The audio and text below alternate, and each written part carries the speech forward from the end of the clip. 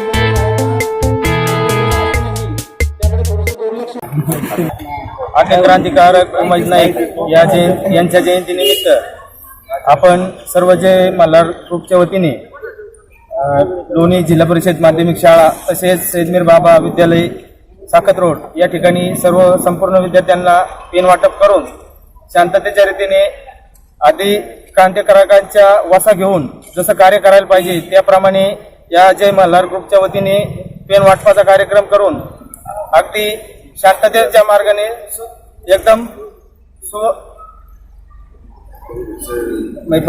अनावश्यक खर्च टाळून डीजे किंवा बाकीचा जो खर्च टाळून आपण शालेय विद्यार्थ्यांच्या उपयोगी वस्तू वाटप करून हा कार्यक्रम पार पाडला आहे.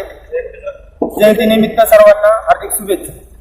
आर्थिक क्रांतीवीर राजे उमाजी नाईक यांच्या जयंतीनिमित्त आज आपण जिल्हा परिषद शाळेमध्ये त्याचप्रमाणे सैदमीर बाबा विद्यालयामध्ये जे तरुण मुलांनी उपक्रम हाती घेतला, गरजू विद्यार्थ्यांना पेन वही याचं वाटप केलं. अगदी अवाढव्य खर्च न करता सर्व विद्यार्थ्यांना उपयोगी पडणाऱ्या वस्तू या जयंतीनिमित्त या सर्व क्रांतिक या मंडळाने चांगला उपक्रम हाती घेतला त्याबद्दल मी त्या मंडळाचे आभार व्यक्त करतो.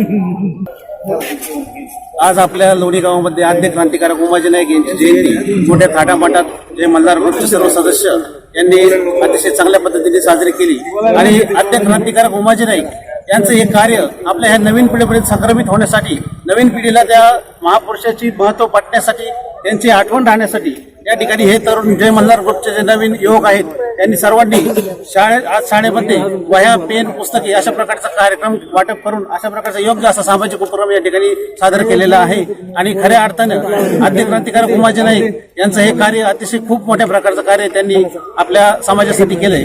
आणि इंग्रज सरकारच्या विरुद्ध त्यांनी लढताना या ठिकाणी गोरगरिबांसाठी अन्नधान्य पुरवण्याचं, त्यांना पैसा पुरवण्याचं, त्यांचं रक्षण करण्याचं काम त्या कालखंडामध्ये केलं. आणि खऱ्या अर्थानं शिवछत्रपतींचा त्या ठिकाणी त्यांनी आदर्श घेऊन खऱ्या अर्थानं शिवछत्रपतीनंतर दुसरे शिवाजी महाराजच ते या ठिकाणी झाले असते. त्यांना जर इंग्रज सरकारने फाशी दिली नसती तर खऱ्या अर्थी इतकं महान कार्य उमाजी नाईक यांचं आहे. आणि ते कार्य नवीन पिढीला या ठिकाणी संक्रमित होण्यासाठी हा जो उपक्रम सादर केला, अशा प्रकारच्या उपक्रमाची खरोखरच या ठिकाणी गरज आहे.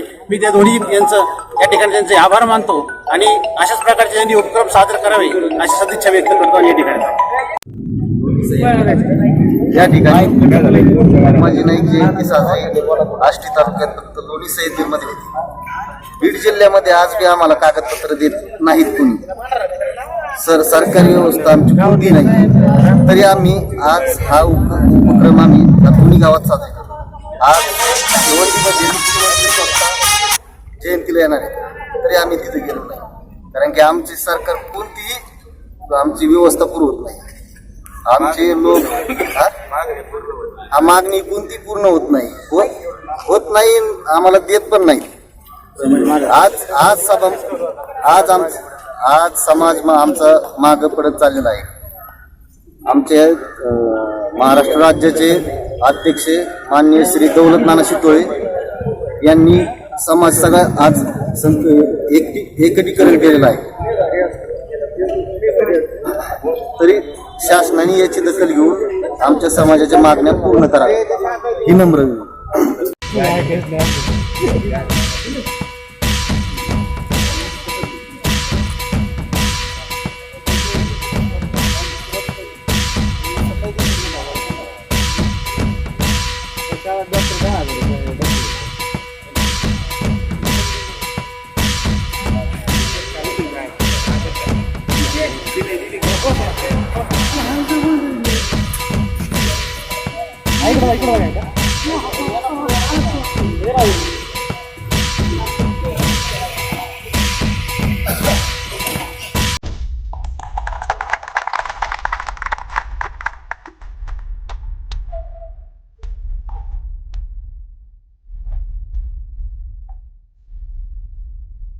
नहीं का थोड़ा क्रॉस टाटा भरपूर आहे.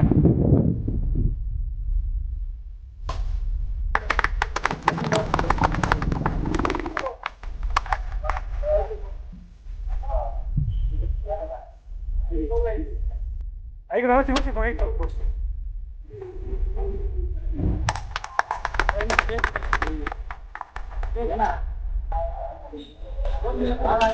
ऐक ना भेटो बोल ना बोल ऐक ना बघ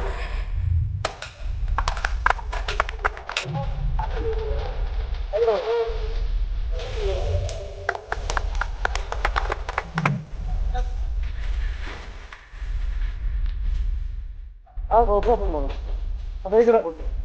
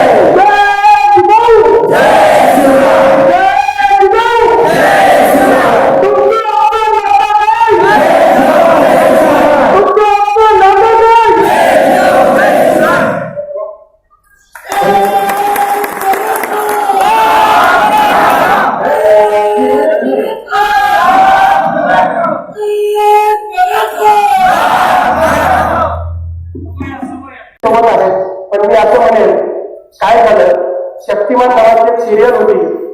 अण्णांचं काम खूप चांगलं आहे, परंतु शक्तिमान नावाची एक सिरियल होती. ती सिरियल मध्ये गंगाधर असं केलं की गंगाधर, आणि असं केलं की शक्तिमान. शक्तिमान ही गंगाधर आणि गंगाधर ही शक्तिमान आहे. तसं झालं की काय अशी शंका इथे आली. म्हणजे काँग्रेस ही बीजेपी आहे आणि बीजेपी ही काँग्रेस आहे की काय अशी शंका यायला सुरुवात झाली. म्हणजे कुठल्या पक्षावर टीका करत नाही. जगद्गुरु तुकोबा राय ज्यांनी अभद्र स्वराज्याची संकल्पना केली ते शहाजीराजे, ज्यांच्या कृतीतून स्वराज्याचं देशनं स्वप्न निर्माण झालं त्या राजमाता जिजाऊ, ज्या महापुरुषाने हे स्वप्न सत्यात उतरवलं ते राजे शिवछत्रपती, ज्या महामानवानं हे स्वप्न स्वतःच्या खांद्यावर पेललं ते शंभू छत्रपती. विद्येविना मती गेली, मतीविना नीती गेली, नीतीविना गती गेली, गतीविना वित्त गेले, वित्तविना शूद्र खचले, एवढे अनर्थ एका अविद्येने केले असा विचार देणारे आणि आरक्षणाची संकल्पना जगाच्या पाठीवर पहिल्यांदा हंटर कमिशन समोर मांडणारे क्रांतिबा राष्ट्रपिता महात्मा ज्योतिराव फुले, सावित्रीबाई फुले, आरक्षणाचे जनक ज्यांनी अंमलबजावणी केली असे छत्रपती राजश्री शाहू महाराज, भारतीय राज्यघटनेचे शिल्पकार विश्वरत्न डॉक्टर बाबासाहेब आंबेडकर, ज्या ज्या महामानवांनी मानव जातीच्या कल्याणासाठी बहुजनांच्या उद्धारासाठी आपलं जीवन घेतलं त्या तमाम महामानवांना विनम्र अभिवादन करतो. आणि सुरुवात करत असताना मित्रांनो 2 गोष्टींचा उल्लेख करून आपण पुढे गेलं पाहिजे. कोपर्डी या ठिकाणी जी घटना घडली त्या घटनेमुळे हे आंदोलनाला पुनर्जीवन आलं मी म्हणेन. आंदोलन सुरूच होतं हे लक्षात घेतलं पाहिजे. त्या भगिनीला विनम्र श्रद्धांजली. आणि मराठा आरक्षणासाठी आतापर्यंत जवळपास 32 तरुणांनी आत्मबलिदान दिलेलं आहे. त्यांच्यासाठी विनम्र अभिवादन आणि विनम्र श्रद्धांजली त्यांना अर्पण करतो. आणि मी तमाम लोकांना या परिषदेच्या माध्यमातून, आरक्षण परिषदेच्या माध्यमातून आव्हान करतो की शिवाजी राजांनी आपल्याला मरायचं, आत्महत्या करायचं नाही शिकवलं, लढायचं शिकवलेलं आहे. ज्यांनी आत्मबलिदान दिलं त्यांच्याविषयी कृतज्ञताच आहे. त्यांनी आपल्यासाठी पुढच्या पिढ्यांसाठी केलं, परंतु यानंतर कुणीही करू नये एवढी विनंती या प्रसंगी करतो. आणि महत्वाचं म्हणजे मराठा क्रांती मोर्चा आणि मराठा सेवा संघ यांनी आयोजित या या आरक्षण परिषदेमध्ये, कारण मराठा सेवा संघाला 28 वर्ष पूर्ण झाले. मराठा सेवा संस्थेचा 1 सप्टेंबरला वर्धापन दिन होता. त्यानिमित्त परत एकदा आपल्याला मनपूर्वक शुभेच्छा देतो. लाखोंचे 58 मोर्चे निघाले आणि त्या मोर्चांनी खऱ्या अर्थाने आपण इथे एकत्र आलो. त्या मोर्चांनी आपल्याला एकत्र राहण्याचं काम केलं आणि त्याच्यानंतरच्या ठोक मोर्चांनी सरकारला, कोर्टाला आपल्या आरक्षणाच्या मागणीची युद्ध पातळीवर दखल घेण्याचा आपण भाग पाडला. याबद्दल आपल्या सर्वांचं भाग्य समजतो. आता महत्वाचा मुद्दा असा आहे की मराठा समाजाला आरक्षणाची काय गरज आहे. तर एका सामाजिक सर्वेक्षणातून असं दिसून आलं की खाजगी क्षेत्रामध्ये ज्या 100% नोकऱ्या असतात त्यातले 50% नोकऱ्या ह्या परकीय राज्याची मुलं पळून येतात, म्हणजे ते परराज्यातले असतात. आणि जे 50% शिल्लक राहतात त्या 50% नोकऱ्या ज्या मुलांना चांगल्या प्रकारच्या शैक्षणिक सुविधा मिळाल्यात आणि जे सदन आहेत ते प्रत्येक जातीतले, मराठा जातीतले, आरक्षणाच्या जातीतले, सर्व समाजातले हे जे सदन कुटुंबातील मुलं आहेत ते उरलेले 50% नोकरी घेऊन जातात. तर या आरक्षण परिषदेचे अध्यक्ष आपल्या सर्वांचे लाडके आदरणीय आमदार सुरेशरावजी जपानला, विधान परिषद सदस्य, तसेच ज्यांचं मार्गदर्शन लाभणार आहे असे प्राध्यापक शिवानंद भानुजी सर, जे संभाजी ब्रिगेडचे प्रदेशाचे प्रवक्ते आहेत, तसेच त्यांचे वेळोवेळी मराठा आरक्षण या विषयावर टीव्ही चॅनल्सवर डेब्यू